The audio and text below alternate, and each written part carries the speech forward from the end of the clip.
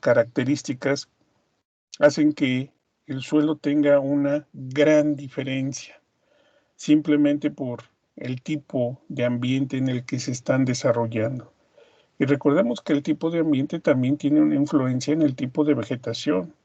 Y lo mismo, la vegetación, las condiciones climáticas van a tener una influencia en el tipo de fauna que se pueda presentar. Entonces, todo esto va a tener como resultado que el suelo se va a dividir en diferentes tipos, ¿sí? Con características muy, muy distintivas que nos obligaría entonces a establecer una, un sistema de clasificación que nos permita conocer la totalidad de los suelos. Insisto, solamente hablando de nuestro país, ¿sí? Incluso hay zonas sumamente elevadas donde se pueden presentar hielos tal vez no permanentes, pero que sí están presentes y esto también va a dar como resultado un determinado tipo de suelo. Entonces, esta variabilidad, estas condiciones que van cambiando, pues van provocando entonces esa necesidad, que nosotros tengamos una situación que nos permita, un documento que nos permita tener una clasificación. Pero insisto, algunas regiones, como nuestro país, pues no tienen un sistema que permita hacer esa clasificación. Sabemos que las civilizaciones anteriores tenían un sistema de clasificación, caso de los mayas, tenían su sistema de clasificación, sí, pero pues igual, si yo quisiera traerme ese sistema de clasificación simplemente acá al Estado de México, pues no, no me serviría de nada porque no se adapta para nada a las condiciones de esta zona. Es muy específico, muy localista, entonces no nos serviría. Para eso, pues se hizo a través de la ONU, por medio de la FAO, se realizó lo que se conoce ahora como la base referencial mundial del recurso suelo. ¿Sí? Esta base referencial mundial es ya un documento más actual, ¿sí? Porque previamente existía lo que se conoce como la base internacional de referencia para la clasificación de suelos. Esta base de referencia pues fue modificando, se fue cambiando, se fueron aportando diferentes tipos de datos, ¿sí? Como les comento, a veces la tecnología, el avance en la ciencia nos permite ir conociendo más a profundidad las condiciones de un suelo, lo que nos permite entonces que estos tipos de documentos pues se vayan modificando. Y en la actualidad pues se maneja ya un documento un tanto más actual y digo un tanto más actual porque realmente pues creo que tiene todavía sus deficiencias y pues como su nombre lo dice, ¿no? Es una base referencial, no es un sistema de clasificación como tal, por lo que ahí tenemos claro que no se trata de un documento ya perfectamente concluido y que puede ser como tal utilizado en cualquier región, incluso en algunas zonas es un poco complejo utilizar este documento. ¿Cuáles son los objetivos de este sistema de clasificación? En primer lugar, desarrollar un sistema internacionalmente aceptable para delinear el recurso suelo, al cual puedan vincularse y relacionarse las clasificaciones nacionales. Ahí, como les comento, a lo mejor hay algún país que tiene un sistema de clasificación, pero pues también por ser localista, pues no puede tener a lo mejor la totalidad de las características que se puedan encontrar. Entonces, pues aquí utilizaríamos también la base referencial para poder complementar este tipo de investigaciones, ¿sí? Algunos países como el nuestro, como les digo, hacen uso del 100% de este sistema de clasificación debido a que no existe una metodología propia. Proporcionar una sólida base científica que pueda servir en diferentes aplicaciones en áreas como agricultura, geología, hidrología y ecología. A través de este sistema de clasificación, como les decía, pues nos va a ir guiando a través del conocimiento de las propiedades, características que tienen los suelos, para que nosotros entonces podamos estar en la toma de decisiones y poder utilizar este documento, esta información, para lograr una mejor utilización del recurso edáfico, específicamente para nosotros en el aspecto de la agricultura. Reconocer dentro de la estructura importantes relaciones espaciales de suelos y horizontes. Como les mencionaba, hay diferentes hábitats, hay diferentes ambientes ecológicos que pues van a dar como resultado la evolución de un suelo con características muy determinadas. Pero sabemos que existen zonas como de ese proceso que van cambiando, ¿sí? Pues van haciendo también que los suelos vayan relacionándose, porque no todos van a tener exactamente las mismas propiedades, las mismas características, entonces podemos hacer un mosaico de diferentes tipos de suelo, pero que van a tener alguna relación por alguna condición climatológica, fisiológica, perdón, fisiográfica, no fisiológica, fisiográfica, que nos permita entonces hacer esa relación entre diferentes tipos de suelo. Y finalmente, enfatizar la caracterización morfológica de suelos más que seguir una aproximación analítica basada puramente en el laboratorio. En este caso, pues simple y sencillamente hace referencia a que la investigación de los suelos no es simplemente de voy, muestreo, me llevo todo al laboratorio y a partir de los resultados del laboratorio clasifico. Tenemos la obligación, la necesidad de realizar un estudio también dentro de lo que es el suelo como tal, ¿sí? En el campo, y de estudiar el ambiente en el que se está desarrollando ese suelo para complementar perfectamente las características que tiene la región y llegar a un buen proceso de clasificación. ¿Cuáles son los usos? En primer lugar, la evaluación del recurso suelo y su uso potencial. ¿Sí? Sabemos de esa diferenciación, esa diversidad de suelos, pues que deberíamos estar realizando, ¿sí? Ese tipo de investigación, o ya ni siquiera la investigación, la consulta de la información para ver qué tipos de suelo tenemos en nuestra región, y esto me refiero a las personas que se encargan de la administración de una comunidad, de un municipio, de una localidad, pues tienen que basarse, bueno, sería lo ideal, ¿verdad? Que se basaran en un documento como las cartas de uso de suelo, las cartas topográficas, las cartas edafológicas que nos permitan identificar nuestros potenciales. Se imaginan si nosotros tuviéramos realmente esa visión, que pudiéramos tener una utilización correcta de todo eso, ¿sabes? Todos esos datos que están ahí acumulados, que simple y sencillamente son pocas personas las que utilizan, insisto, a lo mejor en la parte de la investigación o a lo mejor en la educación, porque necesitamos hacer una tarea, pero que en realidad estos administradores de los recursos utilizaran toda esta información, pues realmente estaríamos en una situación completamente diferente. ¿Por qué? Porque al estar monitoreando los suelos para saber cómo se desarrollan, qué tipo de manejo se les puede dar, pues sería una situación completamente diferente, ¿no? Y no se estaría construyendo donde a lo mejor el potencial agrícola es muy alto, o no se estarían dejando zonas para la agricultura, donde simple y sencillamente la agricultura es una actividad muy complicada. Entonces, son cosas que pues deberíamos, insisto, sería ideal que pudiéramos estar utilizando para mejorar las condiciones que se tienen en la actualidad. Tenemos muchos problemas, tenemos deficiencia de agua, tenemos problemas de calentamiento global, condiciones en el cambio del clima, ya no llueve lo mismo, se disparan a veces las lluvias, a veces no llueve. Entonces, todos estos fenómenos están muy relacionados también con lo que es el uso del suelo. Yo sé que generalmente se habla de hay que plantar árboles, tenemos que establecer más especies vegetales, sí, yo lo sé, pero cuando se tiene un buen manejo del suelo, todo esto se ve beneficiado. ¿Por qué? Porque se está dando el uso del suelo adecuado y por lo tanto las condiciones ambientales, el equilibrio ecológico no se rompería. Sin embargo, desgraciadamente no es así. Otro punto es la validación de métodos experimentales de uso del suelo para el desarrollo sostenible.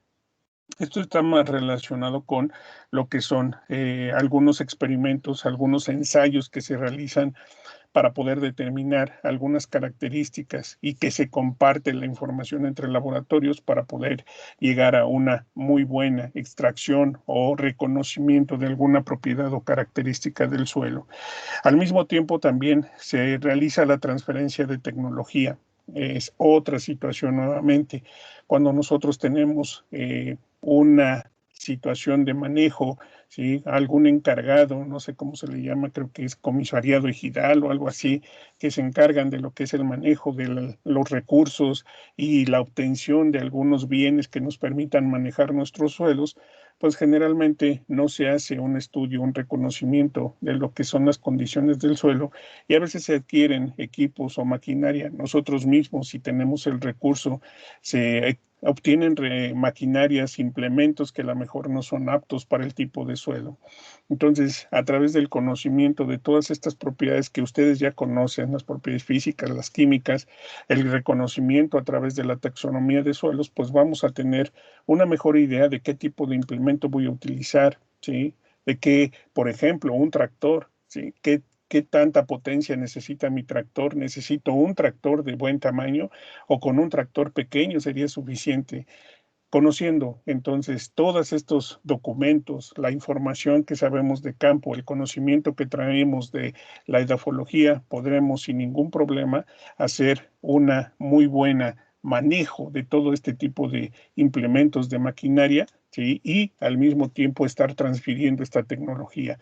¿A qué me refiero? A que si yo ya adapté, si yo ya conocí mi suelo, ya lo identifiqué por todos estos documentos y el conocimiento de propiedades físicas y químicas, y tengo un implemento que hace mucho mejor el trabajo que si yo lo hubiera ocupado de una manera tal y como se adquiere en la tienda, pues tendríamos entonces una modificación de ese implemento y podríamos estar transmitiendo este tipo de información. ¿Para qué? Para generar un mejor manejo de lo que son estos tipos de suelos. Entonces, pues es realmente una situación que siempre debe llevar una relación entre los seres humanos, en este caso, entre los productores, para que se puedan dar este tipo de información, este manejo, este reconocimiento de lo que es el suelo y posteriormente una mejor utilización del recurso. ¿Qué características tiene este sistema? Se basa en lo que son las propiedades del suelo, ¿sí? Que están muy bien definidas en sus horizontes y las características de diagnóstico. En este caso, estas características de diagnóstico que nosotros vamos a tener, que vamos a observar, tienen que ser necesariamente medibles. ¿Sí? Si no pueden medirse, pues es muy complicado, entonces no se podría considerar. La selección de horizontes y las características de diagnóstico también es muy importante porque tenemos que relacionar este tipo de características con lo que es el proceso de formación del suelo. Pero debemos considerar que estos procesos de formación del suelo no deben ser tomados en cuenta como para ser una característica de este tipo de suelo, ¿sí? Nada más tenemos que considerar el resultado de este proceso de formación, pero no el proceso de formación como tal. Debemos también intentar seleccionar rasgos de diagnóstico muy específico que nos lleven a establecer un manejo adecuado de estos suelos. Esto es a lo que se refiere el de seleccionar rasgo de diagnóstico. Insisto, que nos invite o que nos permita establecer un manejo adecuado del mismo suelo. Y una característica también que yo considero es algo que le falla a este sistema de clasificación es que no se aplican parámetros climáticos. Aquí el clima juega un papel muy importante y como ya lo vimos en el segundo punto, no debe relacionarse el factor de formación, sino el resultado, no solamente de ese factor de formación. Pero como procesos de formación, como factores de formación, influyen fuertemente. Entonces, la cuestión climática, la parte climática, el conocer la temperatura tal vez del suelo, o sus condiciones de temperatura a través del año, nos permitirían también realizar una diferenciación. ¿Por qué? Porque tenemos como dato importante las condiciones del clima, de la temperatura, incluso el contenido de humedad que puede tener este suelo. ¿Sí? Entonces, estas serían algunas de las características. Otras, las unidades deberían ser representativas de las regiones. Esto está completamente de la mano con lo que es la fisiografía. ¿sí? Hay algunas fisiografías que son completamente llanas, entonces estas unidades pues tienen que relacionarse con esa condición plana o están en un lomerío, lo mismo, o en una montaña, en una sierra. Entonces todo ese tipo de regiones pues van a estar completamente definidas y diferenciadas en este sistema.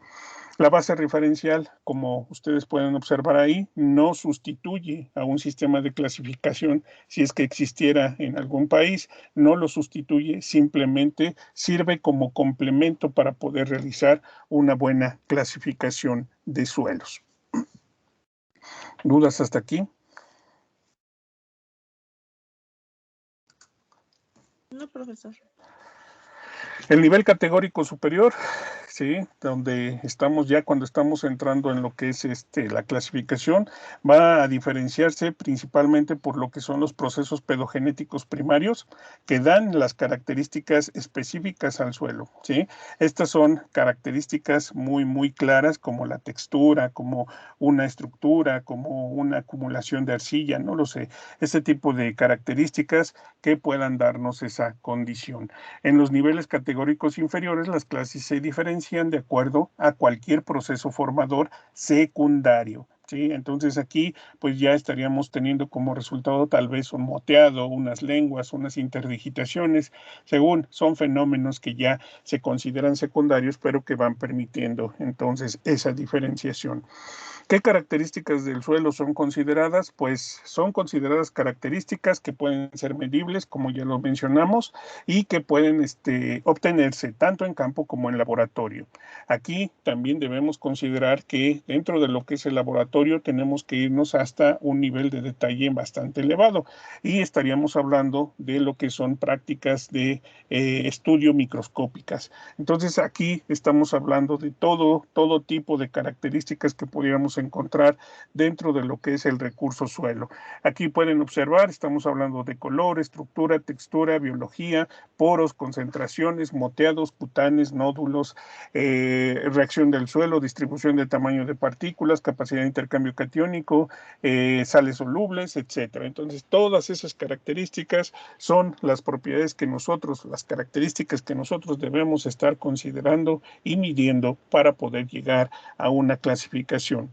En realidad en campo y en laboratorio, todo este proceso se llevaría fácilmente pues de una sola región, un municipio, por ejemplo, nos estaríamos llevando probablemente unos 2 o 3 meses para realizar todo este estudio, porque la cantidad de análisis que se realizan en el laboratorio es realmente muy elevado.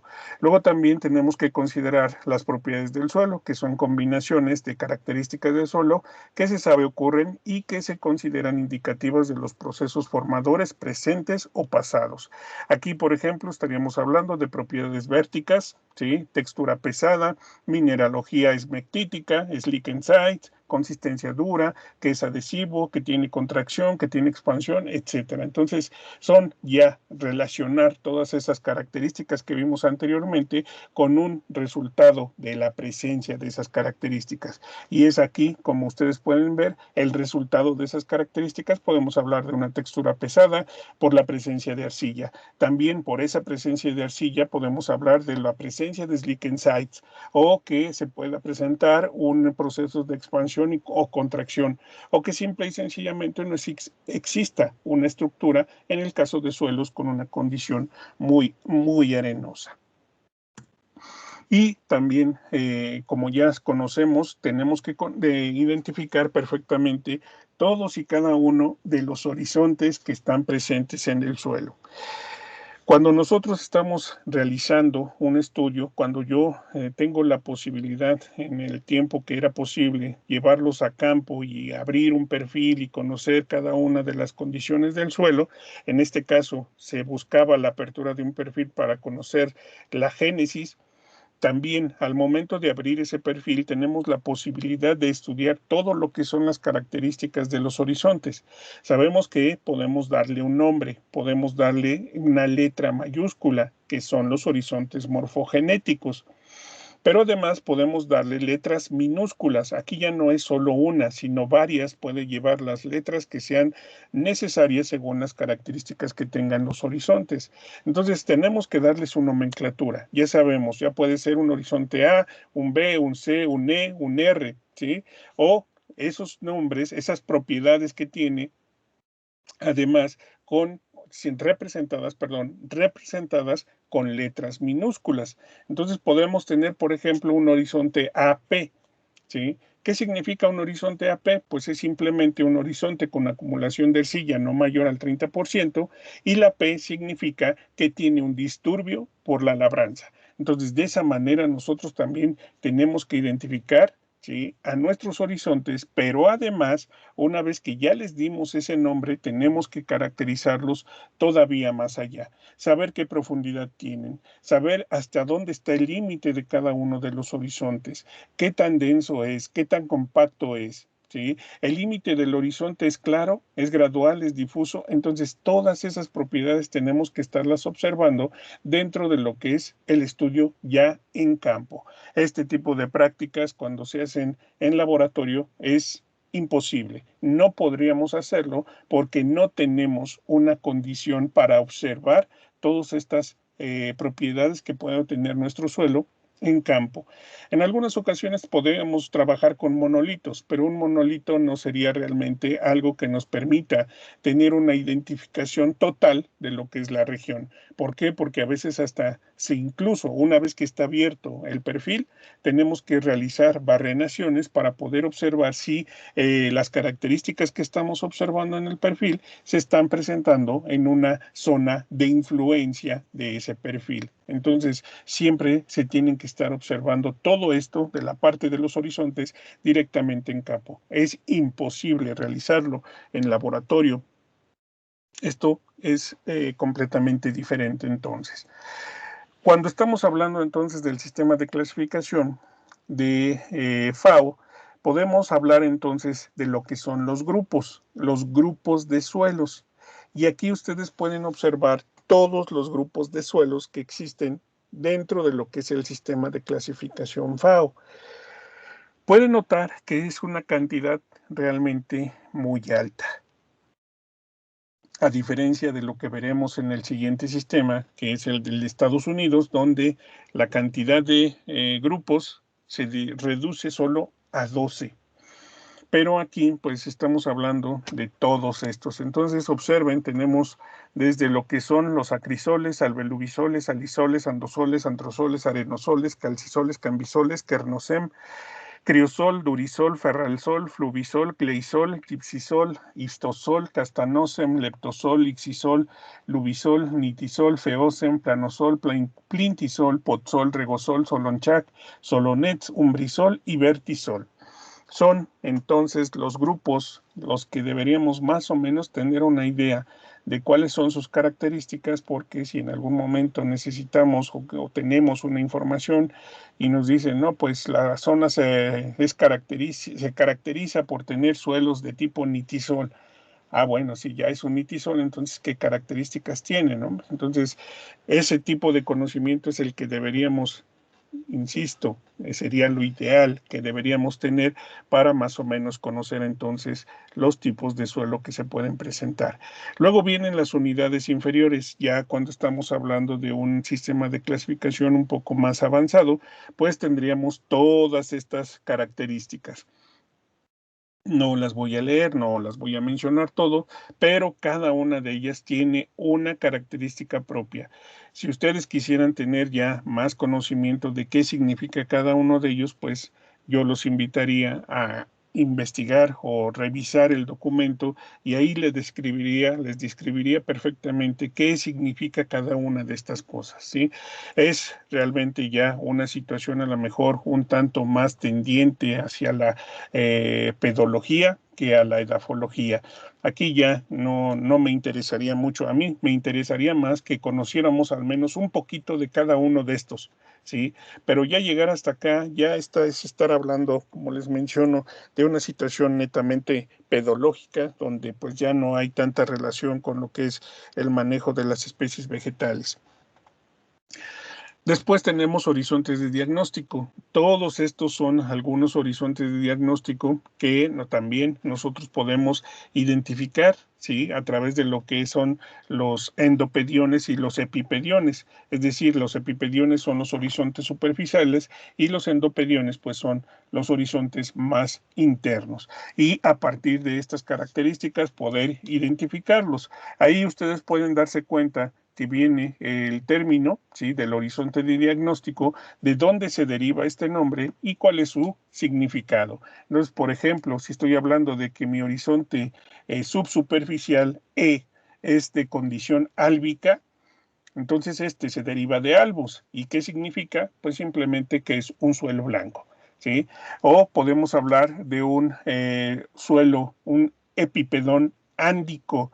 ¿Qué significa? Pues esto viene de un término japonés que es ant y do, que significa que es un suelo oscuro. ¿Sí? Entonces, a partir de sus propiedades y conociendo cuál es el significado de cada uno de estos términos, pues podemos entonces determinar qué horizonte de diagnóstico corresponde a nuestros perfiles que tengamos en estudio. ¿Sí? Después tenemos también las propiedades de diagnóstico. Estas también son propiedades que nosotros tenemos que estar analizando. Todo esto se realiza en campo, todos estos nombres se establecen cuando se está en campo para poder darnos cuenta si el comportamiento que se tiene es realmente lo que representan tanto los horizontes como las propiedades de diagnóstico. ¿Sí? Entonces, de esta manera podemos entonces llegar a esa condición. Después vamos a ver de manera general, y esto sí se los advierto, es muy, muy general, porque para sacar toda la información de el documento, en este caso de la base referencial, pues es una cantidad de información muy grande. Yo intenté hacerles un resumen muy, muy resumido con características muy distintivas de cada uno de estos grupos, por lo que vamos a verlos a continuación. En primer lugar, tenemos a los acrisoles, suelos con horizonte subsuperficial de acumulación, con una baja actividad de arcillas y baja saturación de bases. Los alveolubisoles, suelos ácidos, con un horizonte blanqueado, que se encuentra entre un horizonte subsuperficial rico en arcilla. Alisoles, suelos con horizonte subsuperficial de alta actividad de arcillas ricos en aluminio intercambiable. Consideren que algunas propiedades no son visibles, por ejemplo, el aluminio intercambiable. No lo podríamos ver en campo, tendríamos la necesidad de realizar un análisis. Andosol, suelos jóvenes provenientes de depósitos volcánicos. Antrosol, suelos resultado de la actividad humana y que han sufrido profundas modificaciones en sus propiedades. Arenosol, suelos arenosos que no tienen desarrollo o es muy débil. Calcisol, suelos con acumulación de carbonato secundario de calcio. Cambisol, suelos con débil o moderado desarrollo. Son suelos realmente muy poco profundos. Kernocem, suelos con una capa superficial rica en materia orgánica con un horizonte subsuperficial calcáreo. Criosol, suelos con permafrost dentro de 1 metro de profundidad. Estos generalmente se van a encontrar en zonas con temperaturas bajo cero constantes. ¿Sí? No es muy común encontrarlos en zonas continentales. Generalmente los encontramos en polos, polo norte, polo sur, los criosoles, suelos congelados. Durisol, suelos con acumulación de sílica secundaria, sílica que se endurece, se cementa y no puede permitir la profundización del suelo. Ferralsol, suelos profundos, fuertemente intemperizados, con propiedades químicas pobres, pero subhorizontes físicamente estables. Generalmente el color rojo es característico de un ferralsol. Fluvisol, suelos jóvenes con depósitos aluviales, influencia del agua. Gleisol, suelos con permanente o temporal humedad cerca de la superficie. Suelos que son grises, verdes o azules. Gipsisol, suelos con acumulación de yeso secundario. ¿Sí? Aquí análisis nuevamente para poder reconocerlo. Histosol, Suelos compuestos de materia orgánica, más del 30% de materia orgánica muy oscuros. Castanosem, suelos con un horizonte superficial delgado, rico en materia orgánica de color café oscuro y un horizonte subsuperficial calcáreo o rico en yeso. Pueden ser las dos opciones, carbonato de calcio o sulfato de calcio. Leptosol, suelos saturados de rocadura o material inconsolidado, material muy gravoso, suelos que son muy jóvenes, que todavía presentan una alta concentración de material mineral. Lixisol, suelos con horizontes superficiales de acumulación de arcilla, de baja actividad, con una alta saturación de bases. Lubisol, suelos con horizontes subsuperficiales de acumulación de arcillas, alta actividad, con alta saturación de bases. Nitisol, profundos, rojo oscuro, café o amarillo, suelos arcillosos con una estructura columnar brillante. Feocem, suelos con una capa superficial delgada, oscura, rica en materia orgánica y evidencia de la remoción de carbonatos. Suelos comúnmente ideales para las actividades agrícolas. Planosol, suelos con un horizonte superficial blanco, temporalmente saturados de agua, con permeabilidad lenta. Plintisol, suelos mojados con una mezcla de hierro que los endurece irreversiblemente con un horizonte subsuperficial de arcilla y cuarzo. Potsol, suelos ácidos con un horizonte subsuperficial con acumulación de hierro, aluminio y compuestos orgánicos. Regosol, suelos con muy limitado desarrollo, suelos que son relativamente jóvenes. Solonchak, suelos fuertemente salinos. Pueden ver ahí en la imagen una capa superficial blanquecina. Solonets, en este caso, las sales están en horizontes subsuperficiales, suelo con un horizonte subsuperficial con acumulación de arcilla y rico en sodio. Umbrisol, suelos ácidos con una capa superficial oscura rica en materia orgánica. Y finalmente el vertisol, suelos de colores oscuros con arcillas que se agrietan e hinchan.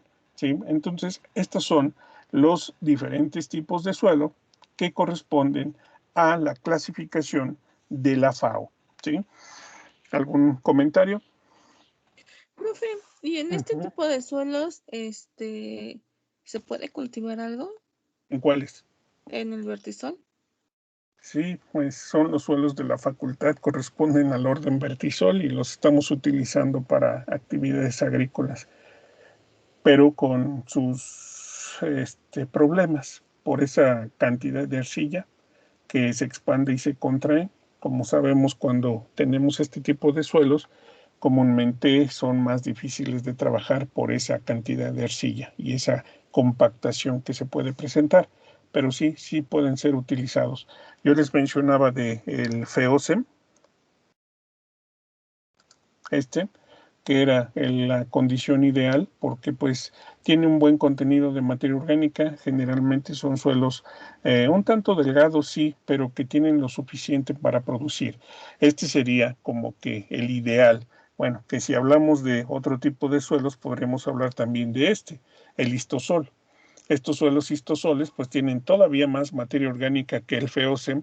Es más, estos histosoles tienen una mayor profundidad, lo que permitiría un mejor desarrollo de lo que son las especies cultivadas. ¿Sí? ¿Por qué? Porque la cantidad de nutrientes es realmente muy alta, tienen una alta capacidad de intercambio catiónico, por lo que los hace suelos realmente ideales para el desarrollo de las especies. ¿Sí?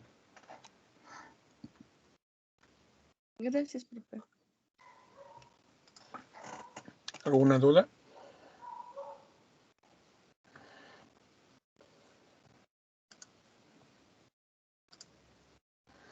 Ahora, ¿qué nos dice entonces el sistema de clasificación del Departamento de Agricultura de Estados Unidos?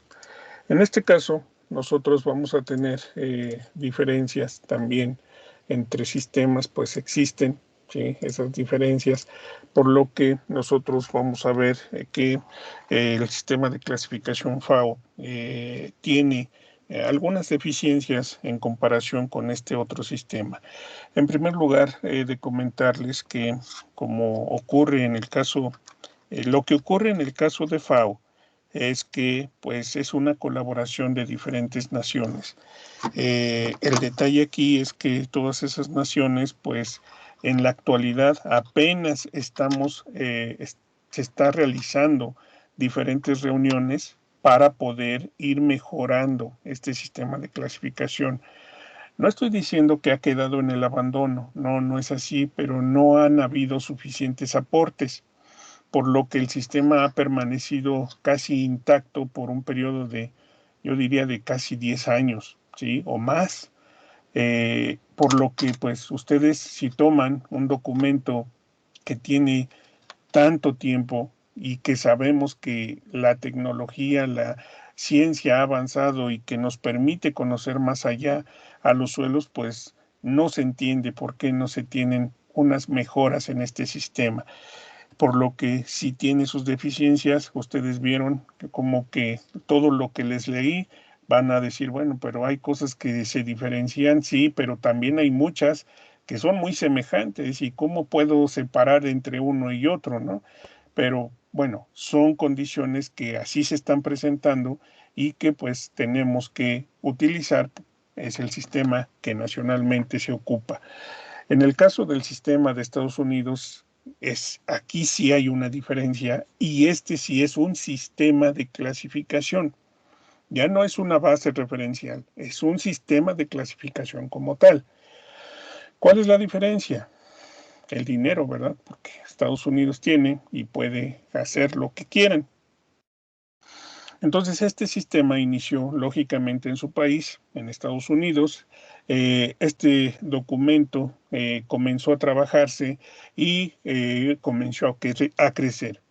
Llegó un momento en el que comenzaron a presentarse diferentes documentos, ¿sí?, que pretendían darnos un sistema de clasificación. Así fueron apareciendo. Primero se llamó simplemente la primera aproximación, el segundo documento igual, segunda aproximación, y así sucesivamente hasta llegar hasta una séptima aproximación. Esa séptima aproximación se decidió que era la mejor, que el resto se desechaban por completo y que se quedaban con la séptima aproximación. Insisto, así se llamaba, la séptima aproximación, para poder realizar la clasificación de suelos. Pero no se quedaron hasta ahí. Una vez que se tomó como método o sistema de clasificación de suelos esa séptima aproximación, todavía se continuó trabajando. Entonces, después de un tiempo, esa séptima aproximación desapareció.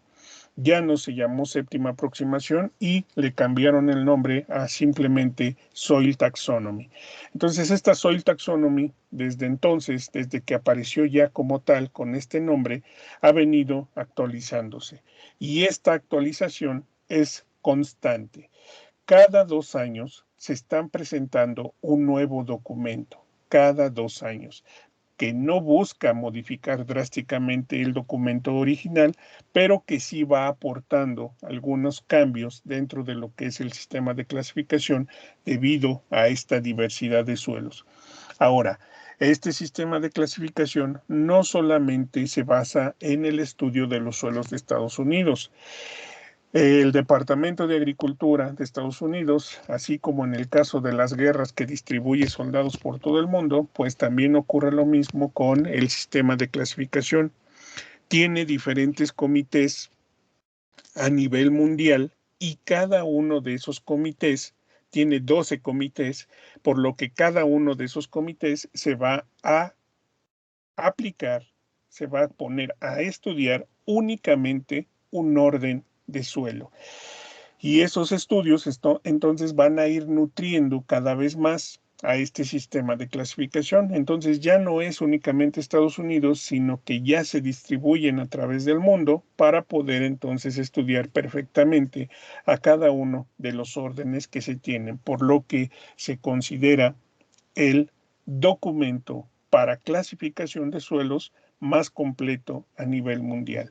¿Existen otros sistemas de clasificación? Por supuesto, que son locales. En este caso estaríamos hablando del sistema de clasificación de Rusia, de Francia, de Canadá, en España tienen también, en Bélgica tienen también, entre otros.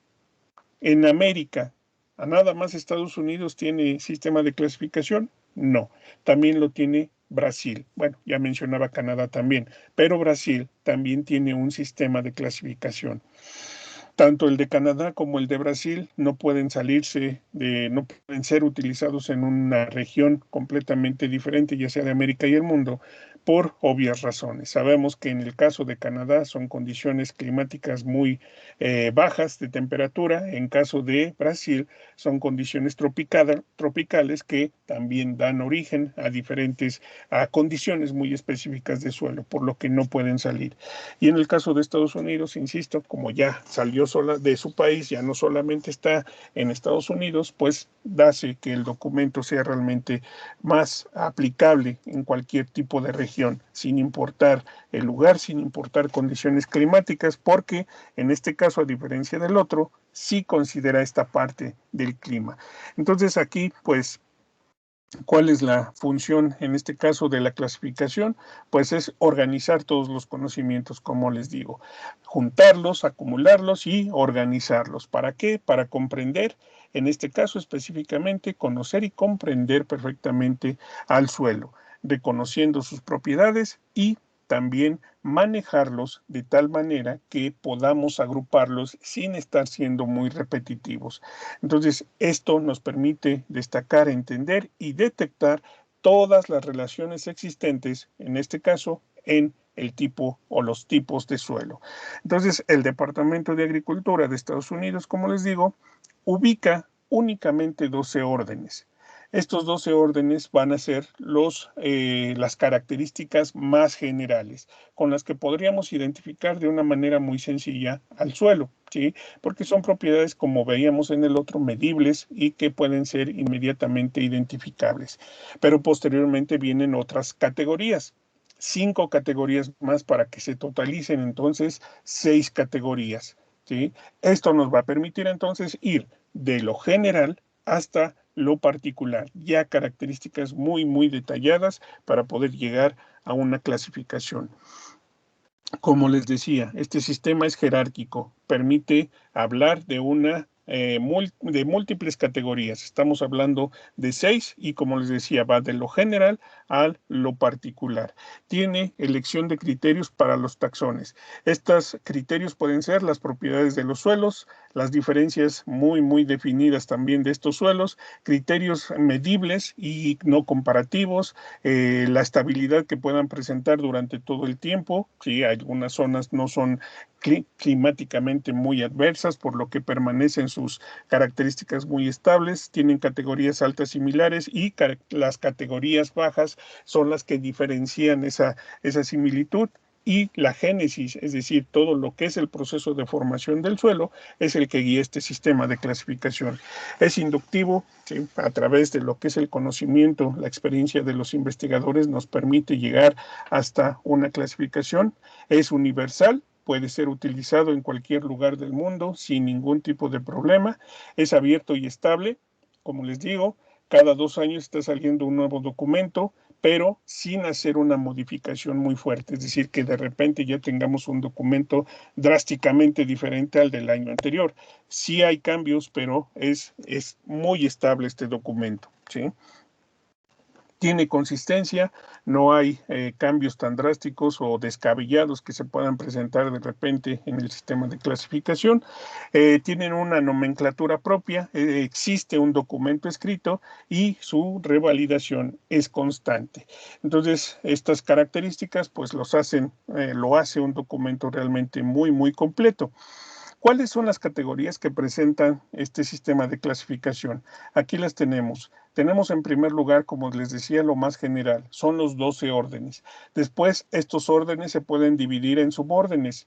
Estos subórdenes en grandes grupos, estos grandes grupos en subgrupos, estos subgrupos en familias y finalmente las familias se pueden dividir en series. Y por lo que vemos ya van aumentando las características, van siendo características más definidas, más específicas, por lo que nos van a permitir llegar hasta lo que es una serie, ¿sí? Entonces nosotros podríamos realizar una clasificación de suelos utilizando este sistema sin ningún problema, llegar bien claros hasta lo que es lo último, lo que sería la serie. Si nosotros, hablando específicamente de la facultad, quisiéramos realizar una clasificación de suelos, desgraciadamente, debido a que no tenemos suficiente equipo, insisto, en nuestra facultad, no podríamos llegar más que al gran grupo.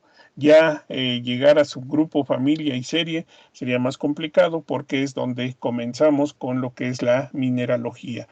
Y la mineralogía se observa a través de microscopía electrónica de barrido o espectrofotometría. Entonces son equipos que nosotros no, con los que no contamos, por lo que únicamente podríamos llegar a el gran grupo, que todavía son características medibles y que se pueden realizar en un laboratorio dentro de nuestra institución. Insisto, esto es dentro de nuestra institución. Aquí lo que les mencionaba, entonces el orden es lo más general, el suborden es una segunda clasificación más general, todavía es alcanzable, ¿sí? El gran grupo, características de diferenciación, el subgrupo, características muy específicas, familia, son 3 criterios, clase textural, clase mineralógica y regímenes de temperatura, y finalmente la serie que son grupos de familias. Cuando estamos haciendo las características de diferenciación, pues en este caso nuevamente hablamos de horizontes de diagnóstico, los epipediones y los endopediones. Recordemos, epipediones son los superficiales, endopediones son los subsuperficiales. Dentro de los epipediones ya vimos algunos, conocemos al mólico, úmbrico, ócrico, melánico, no lo conocemos, pero ahí están sus características. Ístico, el antrópico sí lo conocemos, el plagen también y el vítrico. Esos serían los horizontes de diagnóstico que se establecen para los epipedones. Y para los endopedones tenemos el argílico, cámbico, óxico, cándico, espódico, álbico, plásico, nátrico, ágrico, cálcico, gípsico, fraquipán, duripán, petrocálcico, sálico y sulfúrico.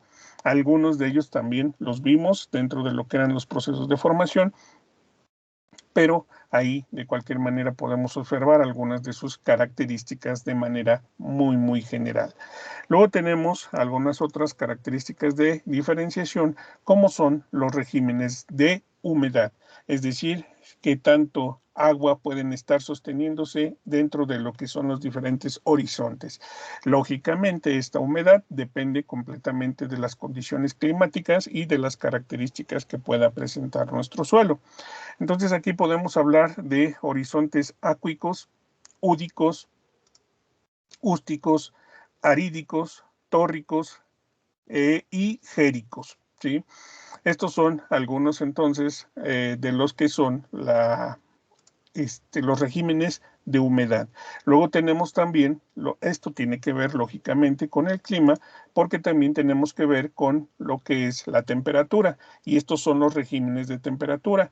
Aquí pueden observar que los regímenes de temperatura dependen lógicamente de lo que es la temperatura del suelo, y podemos observar que van desde los isofrígidos, que son los que tienen temperaturas de hasta 8 grados o menos, isomésicos de 8 a 15, isotérmicos de 15 a 22, isohipertérmicos que tienen temperaturas de más de 22 grados, a una profundidad, como ustedes pueden ver, de 50 centímetros. Luego tenemos, aquí hay un error, perdón, no es bueno, esa V que tenemos ahí no debe estar, es críico, es doble I, críico, que tiene que ver con suelos que tienen temperaturas entre 0 y 8, hipergélico, que son temperaturas menores a 0 grados. Ya estaríamos hablando de regiones con suelos completamente congelados.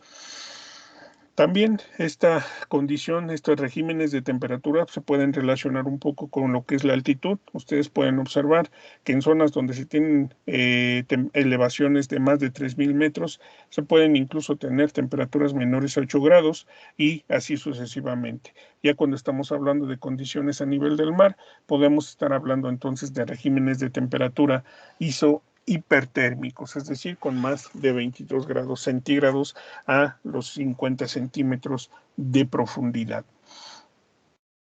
Con todo esto, insisto, llegaríamos a lo que son los órdenes y observemos pues una gran diferencia. En el otro estábamos hablando de más de 20, creo, y aquí estamos hablando únicamente de 12. ¿Y cuáles son los órdenes? Los entisoles, inceptisoles, antisoles, vertisoles, alfisoles, ultisoles, molisoles, histosoles, spodosoles, oxisoles, aridisoles y gelisoles. Algunos nombres que tiene la FAO también están presentes aquí, ¿sí?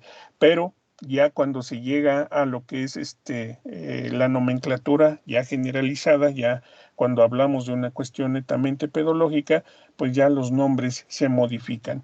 Esta terminación es muy importante, ¿sí? Porque cuando nosotros conocemos el nombre de un suelo, ¿sí? Ya cuando se hizo toda su clasificación, va a estar incluido dentro del nombre esta terminación ent, ept, ant, perdón. Entonces, cada uno de estos, pues tendríamos la necesidad de recordarlo para saber entonces a qué orden de suelo estamos hablando. Lo veremos un poquito más adelante. Después vienen los subórdenes. Una vez que se conoce el orden, vamos con los subórdenes. Y aquí podemos observar que los subórdenes son solamente algunas letras, ¿sí? Que se obtienen de la derivación. Por ejemplo, ANTHR.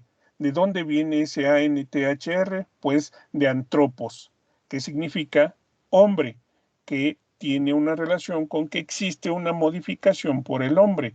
Entonces, ANTHR viene de antropos. Lo mismo AQU viene de aqua. ARG viene de argila. Entonces, solamente se toma esta parte como elemento formativo del nombre. E insisto, ahorita vamos a ver por qué. Pero sí debemos reconocer o recordar, deberíamos tener ese conocimiento. Nosotros no tenemos la obligación. Esto ya es pedológico, no tenemos por qué estar entonces aprendiéndonos todo esto, pero bueno, al menos tener conocimiento de dónde viene. Después vienen los grandes grupos. Ocurre exactamente lo mismo. Solamente son las primeras letras de lo que es la derivación. Y aquí tenemos su connotación de dónde viene o qué significa cada uno de estos. Entonces, una vez que ya tenemos estos tres, ¿sí? Y nos faltaría uno más que no estoy considerando todavía, que sería tenemos el grandes grupos, tenemos los subórdenes y el orden. Nos faltaría el subgrupo. Y aquí lo tenemos, ¿sí? Porque les decía que únicamente se toman estas terminaciones en el caso de los órdenes y únicamente las primeras letras en el caso de los subórdenes y en el caso de los grandes grupos. ¿Por qué? Porque una vez que se forma el nombre, aquí por ejemplo tenemos el típic distrustempt, ¿sí? Entonces, si yo ya tengo que EPT corresponde entonces a que es un inceptisol. Después tenemos UST como suborden. Si nos vamos al suborden, UST lo tenemos aquí, ustus, significa entonces que está seco, tiene un régimen de humedad ústico o seco. Después nos vamos al gran grupo, DISTR. Nos vamos a grandes grupos, aquí está, DIST malo, infértil, baja saturación de bases. Entonces ya con eso podríamos conocer sin ningún problema las características de este suelo. Y finalmente el subgrupo, no lo tengo registrado dentro de este documento, pero también tendría su significado. Tendría propiedades, por ejemplo, el de acá, Andic Aplomunt, tendría propiedades sándicas, ¿sí? Pero también podríamos observar que en este caso estamos hablando de un orden ult, estaríamos en un ultisol, ¿sí?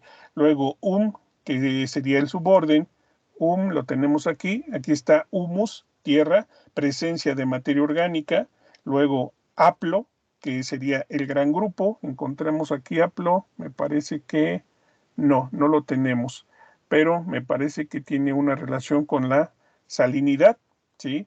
por lo que estaríamos hablando, sí, creo que sí tiene una relación con la salinidad, de presencia entonces de sales y características ándicas con lo que es el subgrupo, ¿sí? Entonces, de esta forma, pues ya cuando se junta todo, quedaría como Andic Aplumult. Ese sería el nombre científico de este tipo de suelos específicamente, ¿sí? Entonces, de esa manera se forma el nombre de los suelos dentro de lo que es el sistema de clasificación de USDA. Pero insisto, esta parte a lo mejor no es tan interesante o tan importante para nosotros. Lo que sí deberíamos conocer serían las características generales de cada uno de ellos. En este caso, el alfisol, suelo que tiene un horizonte argílico, cándico o nátrico y una baja saturación de bases. Tienen típicamente un epípedo nócrico, pero pueden tener un epípedo númbrico. También un horizonte petrocálcico o un fragipán o duripán. Andisol, suelos dominados por minerales, incluyen suelos jóvenes con mucho vidrio volcánico, por lo tanto el contenido de cristal volcánico se usa para definir las características ándicas del suelo. Aridisol, suelos demasiado secos como para que las plantas mesófitas crezcan. Tienen un régimen de humedad arídico donde más de la mitad del año acumulativo no tienen agua disponible para las plantas y con una temperatura del suelo mayor a 5 grados centígrados a una profundidad de 50 centímetros y un epípedon ócrico o antrópico. Lentisol, suelos que tienen poca o nula evidencia de desarrollo de horizontes pedogenéticos, tienen un epípedo nócrico o antrópico, con un contenido alto o muy bajo de arena. Ahí es gelisol, no es galisol. Gelisol, suelos que tienen permafrost o materiales gélicos, materiales minerales u orgánicos con evidencia de crioturbación a una profundidad de 100 centímetros desde la superficie. Estos son los suelos congelados. Histosol, suelos con un predominio de materiales orgánicos. Un suelo se clasifica histosol si no tiene permafrost y es dominado por materiales orgánicos en el suelo. Inceptisol, suelos de regiones húmedas y subhúmedas, donde se han alterado los horizontes perdiendo bases o el hierro y el aluminio, pero conservan minerales intemperizados. No tienen un horizonte iluvial, puede tener muchos horizontes de diagnóstico, pero se excluye el cándico, espódico, óxico, argílico y nátrico. Molisol, suelos que tienen un horizonte superficial de color oscuro, casi todos tienen un epipedón mólico y horizontes argílicos o nátricos, algunos con un horizonte álbico, duripán o petrocálcico. Oxisol, suelos de regiones tropicales y subtropicales, son mezclas de cuarzo, caolinita, óxidos libres y materia orgánica. Son suelos casi sin rasgos distintivos de horizontes. La profundidad de los horizontes es tan variable y gradual que los límites entre estos son arbitrarios. Spodosol, suelos de mezclas amorfas de materia orgánica y aluminio, con o sin hierro acumulado. Normalmente hay un horizonte aluvial de color gris. La mayoría de los spodosoles tiene poca arcilla silicatada. Ultisol, suelos que tienen un horizonte con una cantidad apreciable de arcilla, horizonte argílico o cándico, y poca saturación de bases, menos del 35%, disminuyendo con la profundidad. Vertisol, suelos con un alto contenido de arcilla que se expande y se contrae formando grietas anchas y profundas durante el año. Se contraen al secarse, se hinchan al estar mojados. En el caso de la facultad, yo le comentaba a la compañera, tenemos vertisoles, pero yo considero, según los estudios que he realizado últimamente, que no cae en vertisol, sino que cae en un ultisol, ¿sí? Porque tiene esa presencia de arcilla y su saturación de bases es de menos del 35%, cosa que no ocurre para los vertisoles. Aquí su saturación de bases es más alta. A lo mejor el contenido de arcilla lo comparte, pero la saturación de bases es la que no alcanza para ser considerado como un vertisol. Pero bueno, es la clasificación que se da y la mayoría de los documentos que se han realizado dentro de lo que es la investigación en la facultad, pues habla de que son vertisoles, pero insisto, yo personalmente considero que son ultisoles. Estos serían entonces los diferentes sistemas de clasificación. No vamos a ver ya más sistemas. Creo que estos son los más importantes y que influyen dentro de lo que es nuestro país. No sé si tengan algún comentario al respecto.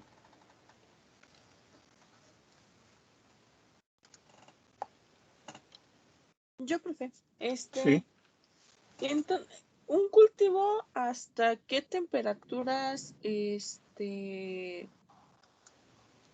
bajas puede resistir? Bajas. Ajá. Estaríamos hablando de que estaremos en condiciones de soportar temperaturas hasta los 3 grados centígrados, porque ya después de ahí viene un marchitamiento.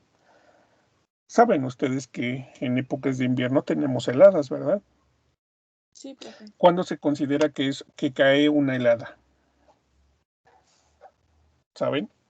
Ya pasaron por algo de ecología o algo así, ¿no? Apenas estamos en eso, profe. Ah, pero pues ya terminó el semestre, entonces, ¿en qué momento se considera que tenemos una helada?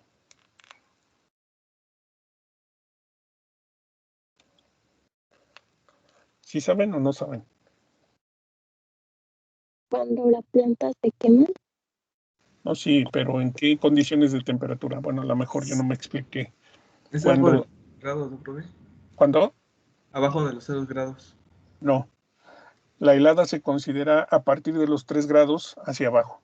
¿Sí? Entonces, cuando tú ya estás en las condiciones climáticas, ya se van a los 3 grados, comienza entonces ese proceso de congelamiento del agua que se encuentra en las células y es entonces lo que provoca que algunas especies pues se marchiten, ¿sí? Que no soporten debido a que la pared celular, en este caso de esas especies, no tienen una buena nutrición en potasio. Es una de las condiciones que nosotros tenemos que estar revisando cuando estamos hablando de cultivos, que si tenemos cultivos en invierno, tengamos una muy buena nutrición de este elemento. ¿Por qué es muy importante el potasio? En el caso de suelos de cultivos de invierno, porque el potasio le va a dar una mayor flexibilidad a la célula, a la pared celular, lo que va a permitir entonces que si existe un proceso de congelamiento del agua que se encuentra dentro de la célula, entonces esta célula resista, ¿sí?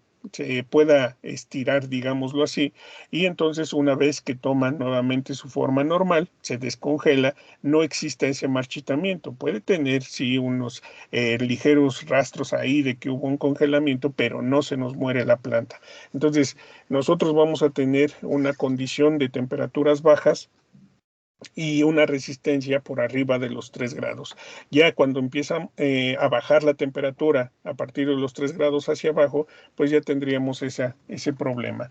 Ahora, en el caso de una condición ya más alta a nivel del mar, pues estamos hablando de que ahora sí podríamos decir que a partir de los 0 grados estamos en una condición de heladas. En este caso, insisto, cuando estamos en condiciones de 2.000, 3.000 metros sobre el nivel del mar. Aquí sí necesitamos una temperatura todavía más baja, que incluso a los 0 grados todavía ni siquiera se congela. Estaríamos hablando de tal vez 2 o 3 grados bajo cero. ¿Sí? Eso en las condiciones superficiales. En el caso del suelo, a pesar de que se presentan heladas o temperaturas bajo cero, aquí la condición es diferente, porque recuerden que la humedad que está presente en el suelo va a permitir que la temperatura se mantenga bastante aceptable. Ahora, si el suelo es arenoso y se deja secar, entonces aquí sí vamos a tener un problema porque sí podría disminuir drásticamente la temperatura tanto en el ambiente como en el suelo, lo que podría provocar entonces la muerte de la planta. Entonces es muy importante la presencia de humedad en el suelo porque esa mantiene temperaturas bastante adecuadas en el caso del sistema radicular. ¿Sí?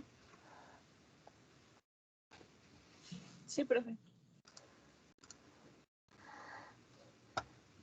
¿Algo más?